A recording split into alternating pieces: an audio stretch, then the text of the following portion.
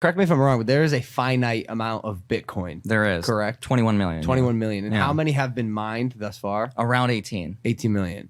And how is a Bitcoin mined? And how many are mined per day? You kind of already hit on it, right? Because are there miners sitting at supercomputers, cracking equation until they what happens? Does a Bitcoin like pop up, or like where does it go? Is it in the ether? Like what happens? Yeah. So imagine.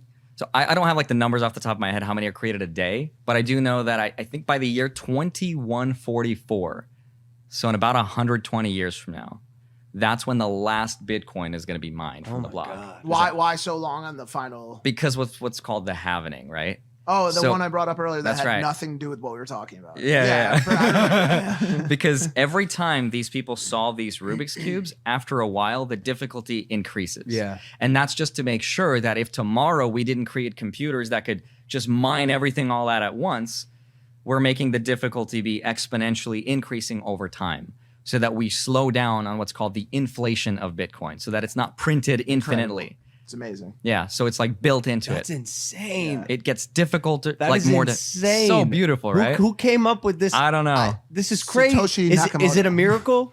Is it a miracle that it happened, or was this like a very calculated, like I don't know, strategic objective with an endpoint? It doesn't make sense, because when people try to analyze like what the hell it was, there are so many things about it that it's like one person could not have created it, because there's like cryptography and coding and economics and game theory, and it's like one person, there's no possible way they could know and hit upon all these points.